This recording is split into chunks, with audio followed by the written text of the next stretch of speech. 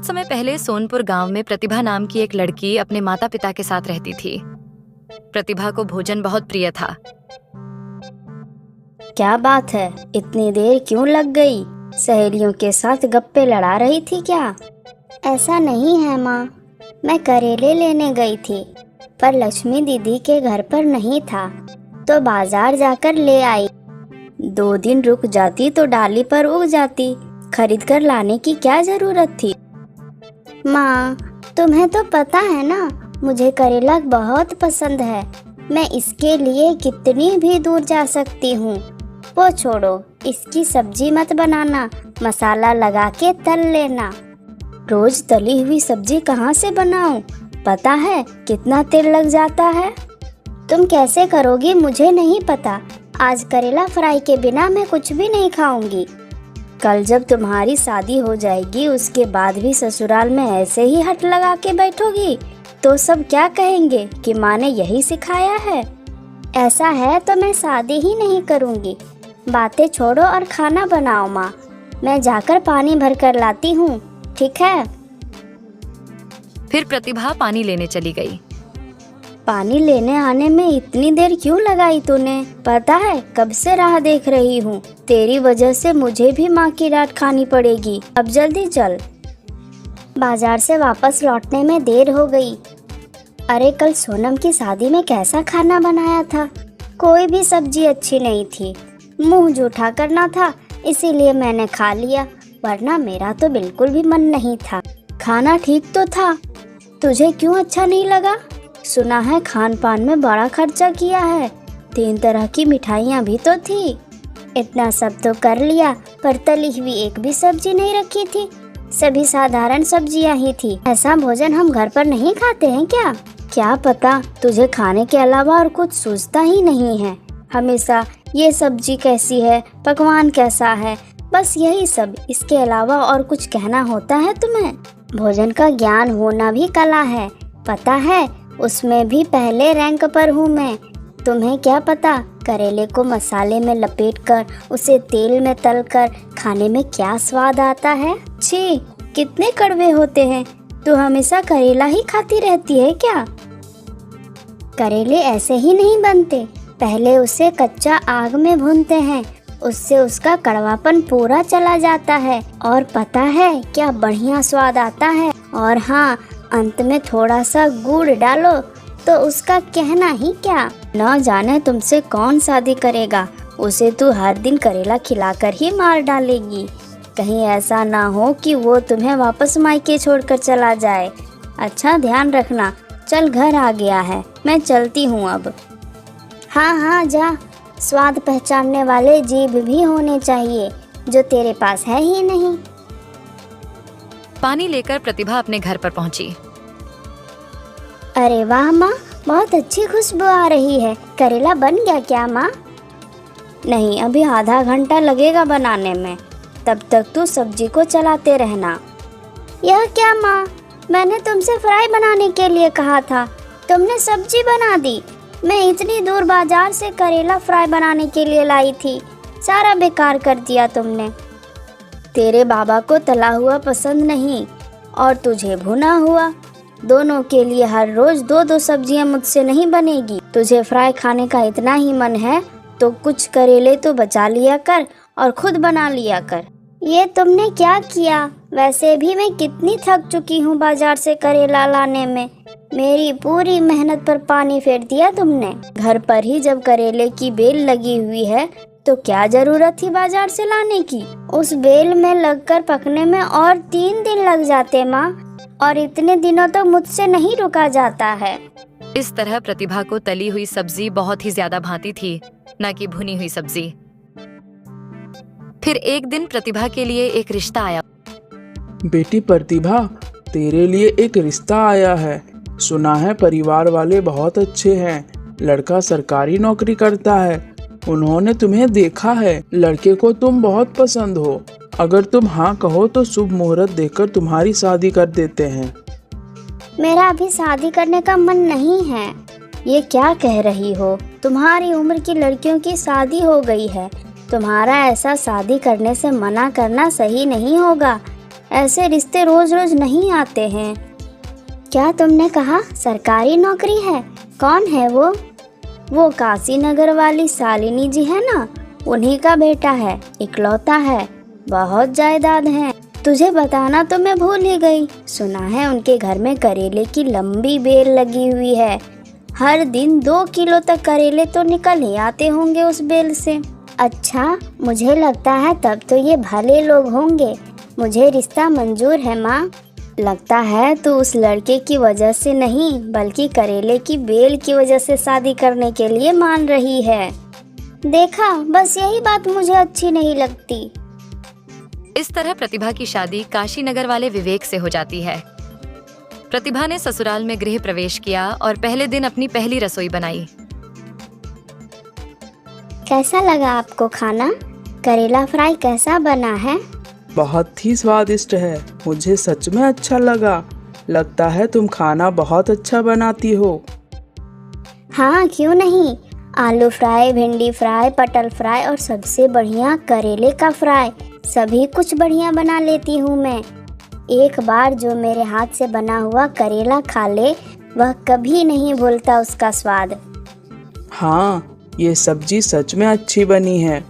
आपसे पहले सासू माँ को खिलाया था मैंने, उनको भी बहुत अच्छा लगा। कितनी तारीफ की उन्होंने, पता है? अच्छा, बाद में तुम सब जान जाओगी। शुरू शुरू में सब ऐसा ही लगेगा। यूं ही एक सप्ताह बीत गया। घर पर खाना प्रतिभा ही बनाती थी। हर दिन कोई एक फ्राई सब्जी बनाकर वो बहुत संतुष्ट रह रही थी। 2 दिन बाद माता के मंदिर के पास। सुना तुमने? ललन के शरीर में आकर माता ने क्या कहा? हाँ, मैंने सुना। इस बरस गांव में सही समय पर बरसात होगी, फसल बहुत अच्छी होगी, किसान और व्यापारी खुशहाली से रहेंगे। यही सब कहा ना माता ने। माता की कृपा हम गांव वालों पर ऐसी ही बनी रहे तो यह गांव हमेशा हरा भरा और खुशहाल रहेगा। ये लोग क्या बोल रहे हैं? ये ललन कौन है? मैंने ऐसा कभी नहीं देखा। क्या सच में उनके शरीर में माता आई थी क्या? हाँ, हर बरस माता उनके शरीर में आकर इस गांव का निष्ट और अनिष्ट बताती है। आज के दिन वह जो भी कहती है, गांव वाले उसका जरूर पालन करते हैं। ऐसे देवताओं का मनुष्यों के शरीर में आकर उनके द्वारा मन की बात कहना, मुझे तो विश्वास ही नहीं होता। मैंने तो कहा था तुम्हें कि जल्दी चलो, लेकिन तुमने ही देर कर दी, वरना अपनी आंखों से देख लेती, तब तुम्हें विश्वास होता। ठीक है, चलो अब घर चलते हैं। माता का प्रसाद कितना स्वादिष्ट होता है ना। आपको क्या लगता है यह कैसे बना होगा? मैंने तो 2 बार खा लिया। मुझे कैसे पता होगा? प्रसाद मेरे सामने थोड़ी ही बना था। हाँ, आपको कैसे पता होगा? खैर, मैं किसी भी तरह 2 दिन में घर पर बनाऊंगी यह प्रसाद। यूं ही 1 महीना बीत गया। प्रतिभा ने खाना बनाकर सास को खाना परोसा। उसके बाद, सासू माँ, आज मैंने आलू फ्राई बनाया है, खाकर बताइए तो कैसी बनी है? देखो प्रतिभा, मेरी एक बात को समझो। तुम इस तरह हर दिन तली हुई चीज बनाओगी तो बहुत तेल खर्चा होगा। तुम्हें पता है, हमारे घर पर कभी भी तली हुई सब्जी नहीं बनती थी। शादी के बाद नई नई आई हो तो मैंने तुमसे कुछ भी नहीं कहा। अब से घर में तली हुई सब्जी नहीं बनेगी, हर रोज भुनी हुई सब्जी बनेगी, समझी? सास की बात को सुनकर प्रतिभा के दिल पर जैसे पहाड़ टूट पड़ा हो और वो कुछ भी नहीं कह पाई। सुनाई दिया? अब से इस घर में तली हुई कोई भी चीज नहीं बनेगी। ठीक है, समझ गई, पर खाने में अगर कोई तली हुई चीज ना हो तो मुझसे खाया ही नहीं जाता। वो सब तेरे मायके में चला लेना, यहाँ नहीं। तुमसे होता है तो ठीक, वरना कल से मैं खाना बना लूंगी। ठीक है सासू माँ, कल से मैं तला हुआ कुछ भी नहीं बनाऊंगी। उस दिन से प्रतिभा के खाने का तरीका ही बदल गया। हर दिन भुनी हुई सादी सब्जी बड़ी मुश्किल से वो खा रही थी। फिर एक दिन, नमस्ते शालिनी जी। प्रतिभा की माँ उसे बहुत याद कर रही थी, इसीलिए मैं प्रतिभा और दामाद जी को अपने घर ले जाने आया था। 1 हफ्ते में दोनों वापस आ जाएंगे। ठीक है, ले जाइए, पर बेटा अपने काम के चलते इतनी छुट्टियां नहीं ले पाएगा। आप अभी प्रतिभा को ले जाइए, 2 दिनों के लिए विवेक वहां आ जाएगा। जैसा आप कहें, तो फिर मैं आज प्रतिभा को लेकर जाता हूँ। यूं बेटी के ससुराल आकर पिता अपनी बेटी को घर ले गए। बाप रे, नरक से आखिरकार छुटकारा मिला। क्या हुआ बेटी? क्या ससुराल वाले तुम्हें परेशान करते हैं? बहुत दुख देते हैं। क्या बताऊं माँ, सास मुझे अपने मन का कुछ भी करने नहीं देती, तरह तरह की तकलीफें पहुंचाती रहती है। जब से आई हो बड़बड़ाए जा रही हो। बताओ तो आखिर हुआ क्या है? दामाद जी और तू ठीक से तो हो ना? वो तो अच्छे हैं माँ, कहा ना, मेरी समस्या पति से नहीं बल्कि सास से है। सठिया गई है वह। घर पर करेले का बेल तो है, पर एक भी दिन मुझे करेला फ्राई बनाने दिया हो तो बताना। तो तेरी परेशानी करेले की वजह से आई है। इतनी छोटी बात को इतना बड़ा क्यों बना रही हो तुम? मेरी सास कहती है हर दिन भुनी हुई ही सब्जी बनेगी घर पर, तली हुई बिल्कुल नहीं। बचपन से मैंने बिना किसी फ्राई सब्जी के खाना खाया है? तुम ही बताओ। मैंने इस शादी के लिए हाँ भी इसीलिए कहा था कि उनके घर पर करेले का बेल है, पर मुझे वही नहीं खाने को मिलता। तो तुमने करेले के बेल की वजह से शादी की? वाह रे सयानी लड़की। खैर, अब जितने दिन यहाँ रहोगी खा लेना जी भर कर करेला फ्राई। और ससुराल में छोटी सी बात को लेकर सास से बहस मत करना, समझी? हाँ, मैंने कभी कोई बहस नहीं की, हर बात मानती हूँ मैं। ठीक है, तेरी पसंद का करेला फ्राई बना देती हूँ, खाकर थोड़ा आराम कर लेना। लंबा सफर तय करके आई हो, लगता है थक गई हो। जब से आई हो ना जाने क्या क्या कह रही हो तुम। यूं ही 7 दिन बीत जाते हैं। प्रतिभा का पति लौटने का सोचता है। अब हम घर चलें प्रतिभा? मेरी सेहत कुछ ठीक नहीं लग रही है, मैं 4 दिन रुक कर आती हूँ। आप जाइए, पापा मुझे घर पर छोड़ देंगे।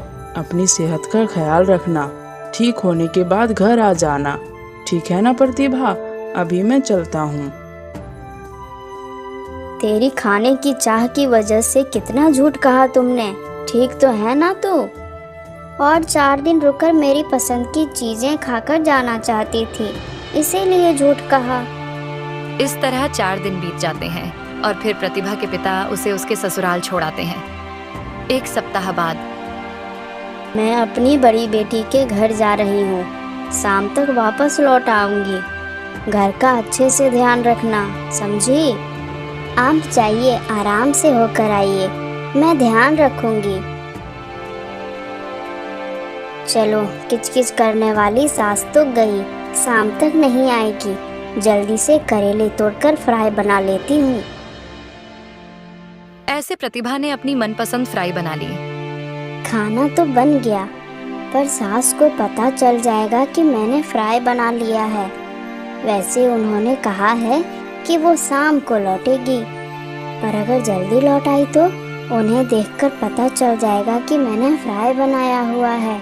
ऐसा करती हूँ, घड़ा लेकर नदी किनारे पानी भरने के बहाने चली जाती हूँ। चावल और फ्राई डिब्बे में रख लेती हूँ और नदी किनारे बैठकर खा लूँगी। हाँ, यही ठीक रहेगा। उसके बाद वो एक घड़ा ले लेती है। साथ में डिब्बे में चावल और फ्राई लेकर वह नदी के किनारे के लिए निकल पड़ी। पर नदी के किनारे ऐसे लोग बैठे थे जो उसकी सास को अच्छे से जानते थे। इन सबको भी आज ही यहीं पर आना था। इनके सामने डिब्बा खोलकर भोजन करने बैठ गई तो सब सवाल करेंगे कि घर में ना खाकर ऐसे बाहर क्यों खा रही है। अब क्या करूं? हाँ, इस समय मंदिर में कोई नहीं होता, मैं वहीं जाकर आराम से मंदिर में बैठकर खा लूंगी और किसी को पता भी नहीं चलेगा। फिर वहां से डिब्बा लेकर प्रतिभा मंदिर में चली गई। अब जाकर शांति मिले, पर इसमें घी होता तो और भी मजा आ जाता। अरे, लगता है दिया जलाने के लिए किसी ने वहां पर घी रखा है। चलो, थोड़ा सा मैं ले लेती हूँ। कौन है यह कन्या? एक तो मंदिर के परिसर में भोजन कर रही है और मेरे दिए के लिए रखा घी मिलाकर खा रही है। हे भगवान, हिचकी आ रही है। यहाँ पानी होगा क्या? हाँ, वहाँ है तो सही, पर लगता है यह माता को भोग चढ़ाने के बाद उन पर चढ़ाने वाला पानी है। हाँ तो क्या हुआ, माता सच में थोड़ी आकर यहाँ पर पानी पिएंगी। यह कन्या तो बड़ी ही अजीब है। मैंने आज तक किसी का भोजन के लिए इतना पागलपन नहीं देखा। मेरे लिए रखे घी, मेरे लिए रखे पानी को पीने से भी इसे भय नहीं लगता। आज भोजन करके मजा ही आ गया। इस डिब्बे को यहीं फेंक कर जाती हूँ, पानी भरकर घर चली जाती हूँ। अभी तक तो माता ठीक ही थी, पर अब क्यों नाक में उंगली डाली हुई दिख रही है? नहीं, यह मेरा भ्रम होगा। सासू माँ का आने का समय हो गया है। वह पूछेगी तो बता दूंगी कि पानी भरने गई थी। जल्दी जाती हूँ, नहीं तो देरी हो जाएगी। इस तरह प्रतिभा अपना मनपसंद खाना खाकर घर लौटती है जैसे कुछ किया ही ना हो। अगली सुबह पंडित जी पूजा करने के लिए जैसे ही मंदिर पहुंचे, माता का विग्रह बदला हुआ देखकर चौंक उठे। मंदिर के पास उन्होंने सबको इकट्ठा किया। उसके बाद पंडित जी ने बोला, हे भगवान, यह देखो, माता ने नाक में उंगली कर ली है। इसका अर्थ हम गांव वालों में किसी ने माता के प्रति अनुचित किया है। ऐसा हुआ तो यह गांव के लिए बहुत बुरा होगा। ऐसा पहली बार हो रहा है। अब हम क्या कर सकते हैं पंडित जी, बताइए। मुझे पता चले कि आखिर क्या अनुचित हुआ है तो मैं इसका कोई तोड़ बता सकता हूँ, पर मुझे कुछ पता नहीं है मुखिया जी। आज हमारा गांव इतना खुशहाल है तो इन्हीं माता की कृपा के कारण। अब हम इस अनिष्ट से बाहर कैसे निकलें पंडित जी? हम एक काम करते हैं, अपना ललन है ना, हम उसे यहाँ पर बुलाकर माता की पूजा करेंगे तो माता स्वयं ललन के शरीर में आकर हमें बता देगी कि आखिर यहाँ पर हुआ क्या है। आप बिल्कुल सही कह रहे हैं, पर इस समय ललन गांव में नहीं है, शहर में अपनी बेटी के यहाँ पर गया हुआ है। पता नहीं कब तक लौटेगा। आप अभी के अभी किसी को शहर भेजकर शाम तक ललन को यहाँ पर बुलवाइए। हमें आज ही इस समस्या का समाधान का हल ढूंढना पड़ेगा, नहीं तो गांव के लिए यह अहित सिद्ध होगा। फिर मुखिया ने गांव के एक व्यक्ति को शहर भेजा लल्लन को वापस ले आने के लिए। जल्द ही गांव भर में सबको पता चल गया कि माता की विग्रह ने नाक में उंगली कर ली है। भगवान, यह कैसा घोर हो गया। माता ने नाक में उंगली कर ली। पता नहीं गांव का क्या अनिष्ट होने वाला है और इसका कैसे हल होगा, पता नहीं। अच्छा, तो कल मैंने जो देखा वह सच था। कल मैंने मंदिर में भोजन किया, माता के लिए भोग में रखा घी और पानी भी पी लिया। कहीं तभी तो माता नाराज तो नहीं हो गई? अब क्या होगा? तो सासू माँ, इस समस्या का क्या हल होगा? पता नहीं, ललन गांव में नहीं है। उसे लेकर आने के लिए गए हुए हैं लोग। जब तक माता उसके शरीर में प्रवेश कर उसके द्वारा हमें यह ना बताए कि क्या हुआ है, कुछ नहीं पता चलेगा। पता नहीं क्या होगा अब। हे भगवान, ललन आ गया तो गांव वालों को पता चल जाएगा कि गलती मेरी है। मुझे जल्दी से मंदिर जाना होगा। सासू माँ, मैं जा रही हूँ। मुझे देखना है कि माता क्या कहती है। चलो, मैं भी चलती हूँ। दोनों मंदिर चले गए। वहाँ गांव वाले भी इकट्ठा होकर ललन की राह देख रहे थे। मुझे कोई एक अवसर दे तो मैं माता से बात करना चाहती हूँ। क्या तुम माता से बात करोगी? तुम्हें लगता है कि माता तुमसे बात करना चाहेगी? मैं माता की परम भक्त हूँ, वो मुझसे जरूर बात करेगी। देखो, ललन को आने में थोड़ा समय लगेगा। तब तक अगर यह प्रयास करना चाहती है तो आराम से कर सकती है। ठीक है, जाओ, फिर कर लो बात और लौटकर बताना कि माँ ने तुमसे क्या कहा। उसके बाद प्रतिभा सीधा माता के पास चली गई। हे माँ, मैं भोजन प्रिय हूँ। मुझे तला हुआ करेला बहुत पसंद है। अपनी सास के लौट आने के डर से मैंने जल्दी में आपके लिए रखा हुआ घी और पानी ग्रहण कर लिया माँ। मुझसे भूल हो गई, मुझे क्षमा कर दीजिए। तुम बड़ी शरारती कन्या हो। ठीक है, तुमने अपनी गलती मान ली है तो मैं उंगली हटा देती हूँ। सच माता, आपका बहुत बहुत धन्यवाद। आगे से मैं ऐसी भूल कभी भी नहीं करूँगी। प्रतिभा ने बाहर आकर सबसे कहा कि माता ने उंगली हटा दी है। प्रतिभा से स्वयं माता ने बात की।